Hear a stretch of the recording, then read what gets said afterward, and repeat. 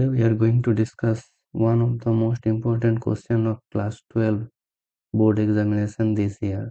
The question is, if a function f from real number to real number is a function defined by fx equals to mod x, then we have to show that f is neither 1 1 nor an 1 2 function. Let's jump into the solution of this question and understand how to prove that. As we know that the function is defined from real number to real number, and the function is defined by modulus of x, and all we know the nature of modulus function. In short, if I define what is the nature of a modulus function always gives positive output. So we know that if fx equal to mod x is defined, then whatever output we are getting, that output will be positive. This is a very simple thing that we need to remember. Now we need to show in this question the function is not 1 1. So let us understand when a function is said to be 1 1. Then we can easily understand why it is not 1 1, and we will get some example regarding this.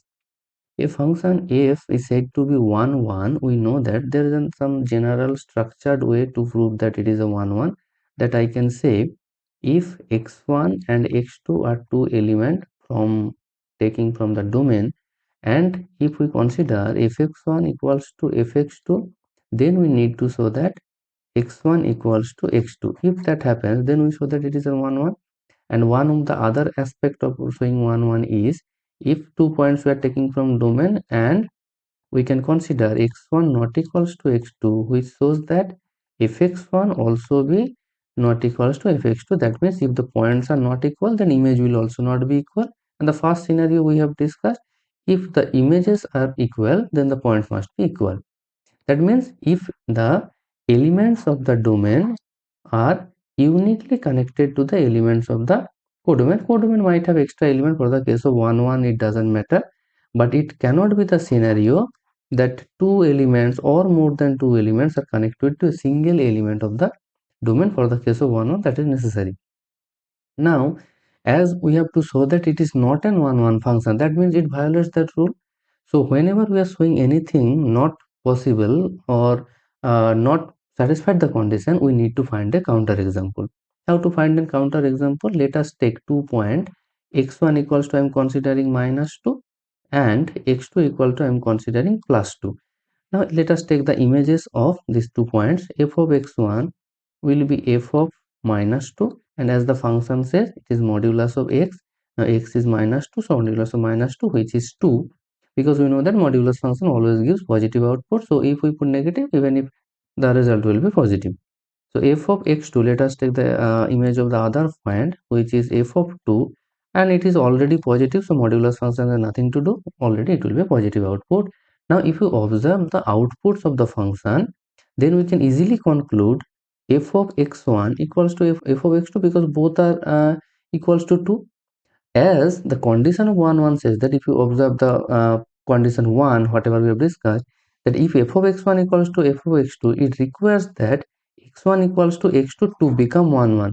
But what happened in our case? X1 not equal to x2, because x1 x2 we have taken -2 and +2, and all we know that -2 and +2 are not equal. So we can say that x1 not equal to x2.